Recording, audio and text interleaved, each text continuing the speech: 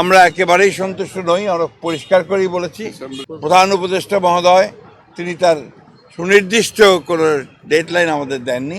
আমরা আজকে সবাই এসেছিলাম প্রধান উপদেষ্টার সঙ্গে দেখা করে তাকে আমাদের উদ্বেগের কারণগুলো, আমাদের কনসার্নগুলো আমরা জানিয়েছি। এবং প্রধান যে বিষয়টি ছিল সেটি হচ্ছে যে নির্বাচনের সুনির্দিষ্ট রোডম্যাপ, যেটা আমরা বেশ কিছু কাল থেকেই বলে আসছি, সেই বিষয়ে তাদের সঙ্গে কথা বলেছি। আমরা বলেছি যে বর্তমানে রাজনৈতিক যে পরিস্থিতি আছে এবং দেশের যে অবস্থা, তাতে করে আমরা বিশ্বাস করি এখানে অতি দ্রুত একটি গ্রহণযোগ্য নির্বাচনের মধ্যে দিয়েই সমস্যাগুলোর সমাধান করতে হবে। ও একই সঙ্গে চলমান যে সংস্কার কমিশনগুলো করা হয়েছে, উদ্যোগ নেওয়া হয়েছে সরকারের পক্ষ থেকে, আপনারা জানেন যে আমরা সেগুলোতে সম্পূর্ণভাবে সহযোগিতা করছি। এবং গত কয়েকদিন আগে আমাদের সেই সংস্কারের যে আমাদের মতামতগুলো আমরা দিয়েছি এবং আগামীকাল সম্ভবত আমাদের সঙ্গে বৈঠক আছে।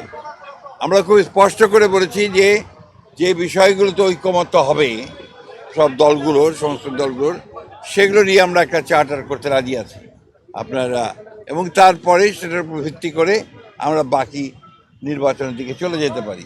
এবং বাকি সংস্কার যেগুলো আমরা একমত হব, সেটা আমরা অবশ্যই আমাদের রাজনৈতিক দলগুলো যা নির্বাচিত হয়ে আসবেন তারা সেগুলোকে বাস্তবায়িত করার ব্যবস্থা নেবেন। এটাই ছিল আমাদের কথার মূল কথা।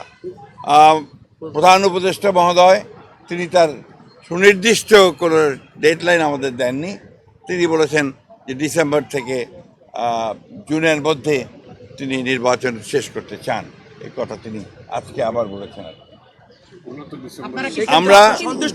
আমরা একেবারেই সন্তুষ্ট নই। আমরা পরিষ্কার করেই বলেছি যে আমরা ডিসেম্বর কাট আউট টাইম, ডিসেম্বরের মধ্যে নির্বাচন যদি না হয় তাহলে দেশে যে রাজনৈতিক পরিস্থিতি, অর্থনৈতিক পরিস্থিতি এবং সামাজিক পরিস্থিতি সেটা আরও খারাপের দিকে যাবে।